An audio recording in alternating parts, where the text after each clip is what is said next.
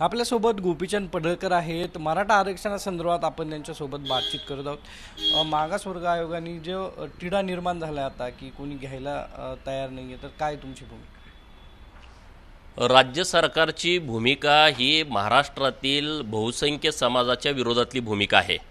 मग तो मराठा समाज असेल, ओबीसी समाज असेल किंवा मागासवर्गीय समाज असेल.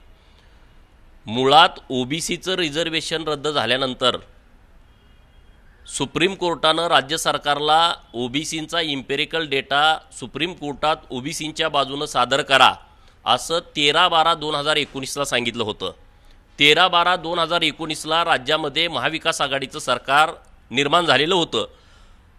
राज्य मागास आयोगाची निर्मिती झाल्याशिवाय कुठल्याही समाजाला न्याय देता येणं शक्य नव्हतं. हे राज्य सरकारला माहीत असताना सुद्धा किमान 1.5 वर्ष मागासवर्ग आयोग गठीत करण्यासाठी राज्य सरकारनं लावली. मागासवर्ग आयोग गठीत केल्याच्या नंतर त्यांना पुरेशी साधनसामुग्री दिली नाही, त्यांना ऑफिस दिलं नाही. आजही त्यांना ऑफिस मिळालं नाही. म्हणजे जोपर्यंत राज्य मागास आयोगाचं गठन यांना करता आलं नाही 1.5 वर्ष, त्यामध्ये इतका वेळ घालवला.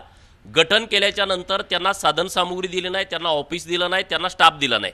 आणि त्याच्यानंतर जेव्हा स्टाफ दिला आणि 435 कोटीची मागणी राज्य मागास आयोगाने केली, तेव्हा कुठंतरी 5 कोटी रुपये अजित पवारांनी दिले आणि नंतर दुसऱ्या अधिवेशनामध्ये 89 कोटी देण्याची घोषणा केली.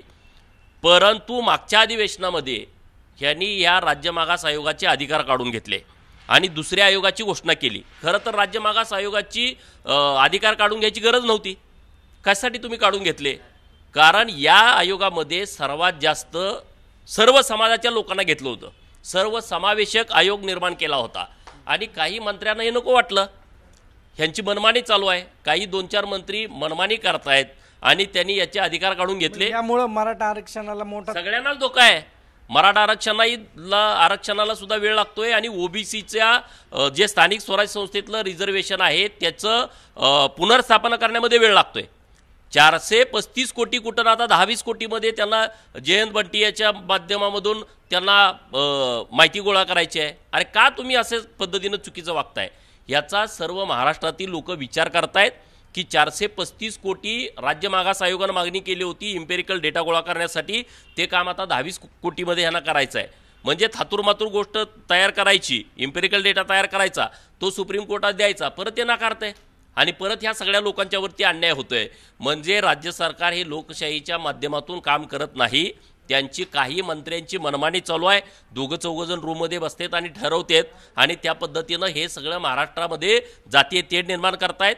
जातीय सलोखा बिघडवण्याचं काम राज्यातील काही मंत्री करतायत. नाही, जातीय सलोखा बिघडण्याचं काम केलं जातं असा आरोप करतायत. मात्र मनसे असेल किंवा सेनेकडून आंदोलनं जी आहेत ती केली जात आहेत. हनुमान चालीसेसंदर्भात असेल किंवा भोंग्याच्या संदर्भात मनसेकडून आक्रमक भूमिका घेतली गेली आणि नाशिकचे आयुक्त त्यांनी सांगितले की जर भोंगा लावला तर 4 महिने तुरुंगवास होईल असे आदेश काढले जातात. गृहमंत्री पण त्या संदर्भात माहिती देतात. हे बघा, आपण कायद्याच्या देशामध्ये राहतो, कायद्याच्या राज्यामध्ये राहतोय. ज्या पद्धतीनं कायद्याचे निर्देश असतील त्या पद्धतीनं सगळ्या लोकांनी व्यवस्थितपणे वागावं. कुणाला कुणाचा त्रास होऊ नये अशा पद्धतीनं सगळ्यांचं आचरण असावं असं माझं म्हणणं आहे. भोंग्याच्या संदर्भात तुमची काय भूमिका? नाही, जे कायद्याच्या पद्धतीनं आहे, कायद्यात जे निर्देश असतील, गृहमंत्री सांगतील ना त्या पद्धतीनं गृहमंत्र्यांनी सूचना द्याव्यात. त्या पद्धतीनं सगळ्या लोकांनी वागावं. तुम्ही आज किल्ल्याच्या संदर्भात आंदोलन करताय. आज वापगावच्या किल्ल्याच्या बाबतीमध्ये यशवंत ब्रिगेड, बापूसाहेब सोलनकर आणि त्यांचे सगळे सहकारी ते प्रातिनिधिक स्वरूपामध्ये इथं आंदोलन करणार आहेत. तर गेली 2 वर्ष यशवंतराव होळकरांचा ज्या किल्ल्यामध्ये जन्म झाला आहे, ज्या यशवंतरावांनी सलग 25 वेळा इंग्रजांना हरवलं, या देशासाठी सर्वात मोठं काम त्यांचं आहे. आणि दुसऱ्या बाजूला तो किल्ला थोरले सुभेदार मल्हारराव होळकर यांनी बांधलेला आहे आणि या किल्ल्याचं जतन झालं पाहिजे अशी आमच्या सगळ्यांची भावना आहे. मग का तुम्ही जतन करत नाही?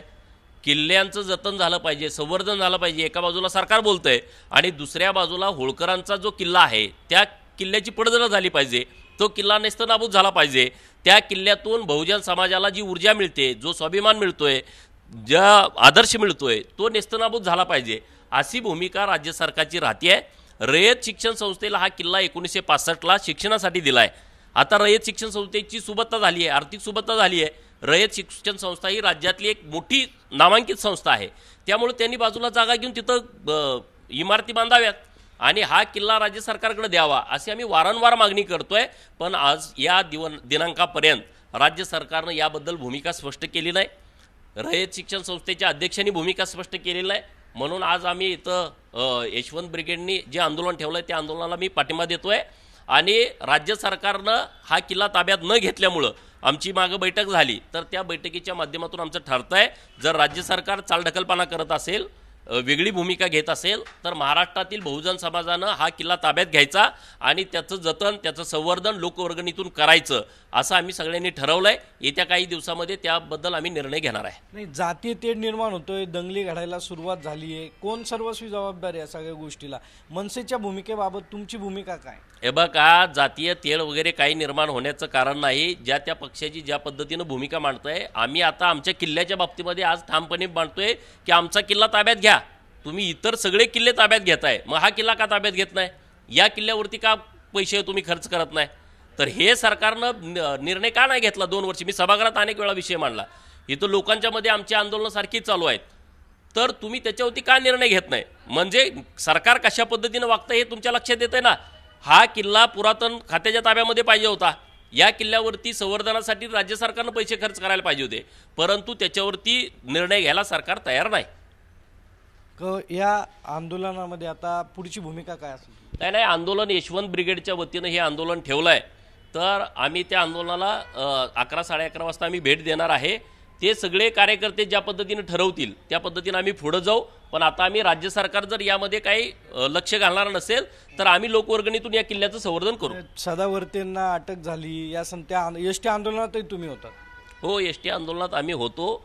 26 नोव्हेंबरला मी आंदोलनातून बाहेर पडलो. राज्य सरकारबरोबर आम्ही काही चर्चा केली. राज्यातील जनता आणि कर्मचारी या दोघांचं हित साधून मध्य काढून त्या कर्मचाऱ्यांना भरघोस अशी पगारवाढ देऊन आणि राहिलेल्या गोष्टीसाठी परत लढायचं अशी भूमिका घेऊन आम्ही त्या दिवशी बाहेर पडलो. पण कर्मचाऱ्यांना त्या विषयामध्ये समाधान झालं नाही. त्यांना विलिनीकरण हवं होतं. ते आंदोलन पुढं चालू राहिलं आणि सरतेशेवटी हे आंदोलन जरा वेगळ्या टप्प्यावरती गेलं. परंतु एसटी कर्मचाऱ्यांच्या बाजूने आज पण आम्ही ठामपणे उभे आहोत.